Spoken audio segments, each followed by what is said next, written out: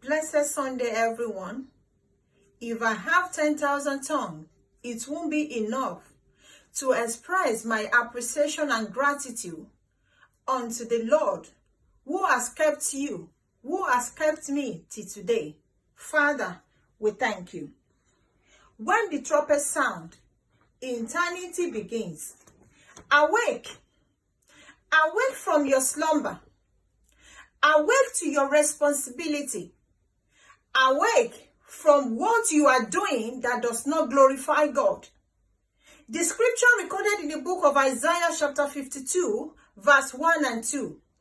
Awake, awake, put on the strength, O Zion. Put on the beautiful garment, O Jerusalem, the only city. For henceforth there shall be no more come unto thee, the uncircumcised and the unclean. Shake thyself from the dust. Arise and sit down, O Jerusalem. Loose thyself from the hand of their neck, O captive daughter of Zion.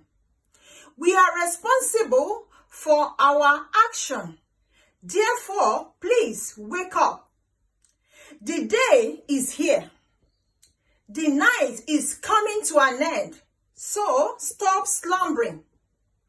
The danger time for spiritual slumbering is when our outward circumstances are pleasant to us. When the enemy came and sowed tares in wheat, it was why no one is watching. Why men slept, therefore, awake. Wake up from that slumber.